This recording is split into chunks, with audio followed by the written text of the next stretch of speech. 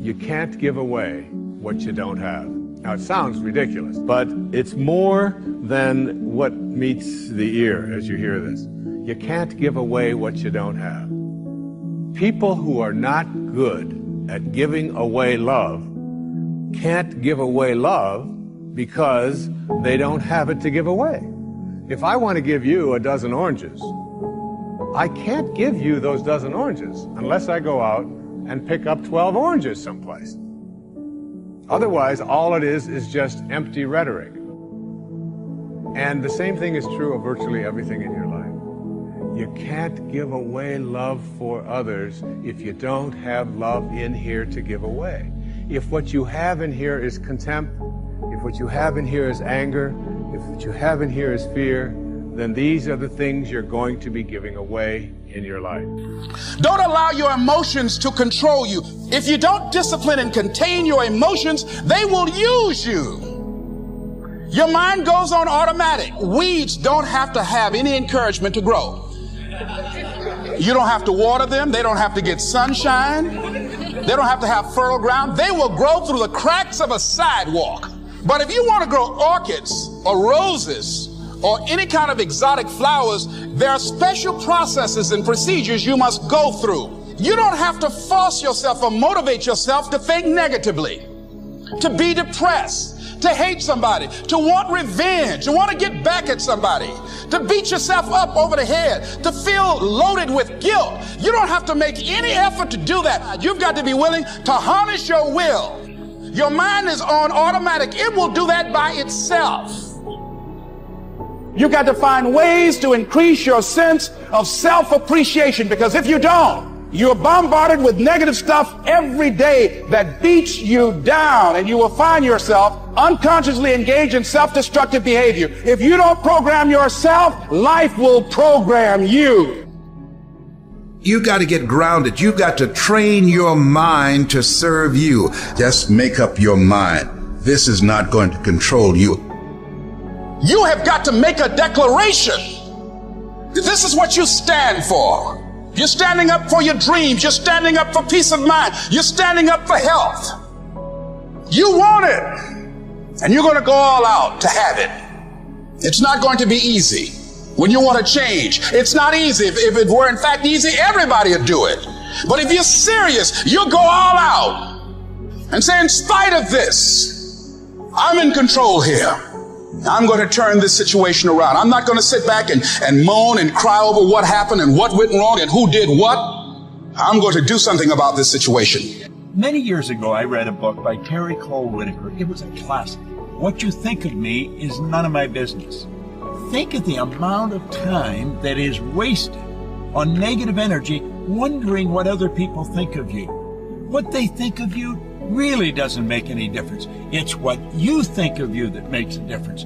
So as you go through the day, don't worry about what other people think of you. Just say, I'm all right. I'm God's highest form of creation. So what people tell you doesn't matter at all. It's what you stack. It's what you assemble. It's what you create. It's the habit of what you put in your head. And today I don't blame you, because we got a whole culture that's always blaming somebody else for something in their life. It's truly a scientific fact that when you change the way you look at things, the things you look at change. And now you take this tiny little subatomic particle, and you take it and you put it in a particle accelerator, and you rev up the speed of these things and collide them at 250,000 miles per hour. You collide them. You open up the particle accelerator looking for your source, and guess what's in there? Nothing. No thing. That the dot that began you originated from a field of energy that has no boundaries, no beginnings, no ends. It's infinite. It's an infinite potential. And the question that I have for you is, if you can get this, that you didn't begin with that particle, because particles themselves do not create more particles. St. Paul put it this way in the New Testament: that which is seen hath not come from that which doth appear. They talked a little strange in those days, huh? What that means is that everything that we see in the material world doesn't originate in the material world. It's the spirit that gives life. The flesh counts for nothing. If the shape of your eye can be in an energy field that has no boundaries, no form, no materialness to it, why not the shape of your life? You have got to change the way you think. It is the whole determining factor of where you go in life. We are all where we are today because we thought ourselves to this position. If you don't like the position, think yourself out of it. Your brain is divided into two halves, positive and negative, good and evil. It don't function on nothing else. Ain't no neutral ground in your brain. It's either positive and good or negative and evil. Each half of your brain has millions of factory workers on each side. You got 1 million factory workers on the positive side. You got 1 million factory workers on the negative side. At the forefront of each one of those factories in your brain is a foreman. You got foreman positive and you got foreman negative. You are in charge. You're the boss of the factory. Guess what? We are how we think. So now, since your brain is in two halves, let me show you how this works. You wake up in the morning and you say, man, I don't feel myself today. I got up on the wrong side of the bed. I'm not a morning person. Foreman negative hears that. He steps to the front. He said, what did you say? You say, I said I woke up on the wrong side of the bed today. I'm not myself. I'm not a morning person. He says, you got it right away. He said, hey, the boss just woke up and said he's not a morning person. He's having a bad day today, and he ain't feeling himself. Let's get to work. The 1 million factory workers start producing thoughts to justify what you just said. So now guess what? Man, I hate my alarm clock went off this morning. I got to get out here in this traffic. I'm gonna drive down here today. I don't even like these people on my job. I can't stand this car I'm finna get in this morning. Sure wish I had a new car, but I'm driving this ragged ass car. And on and on and on. And your day starts tumbling into what you ordered at the top of the day. You can wake up in the morning and you say, you know what? Today is gonna be a great day today. I expect something really good to happen for me today.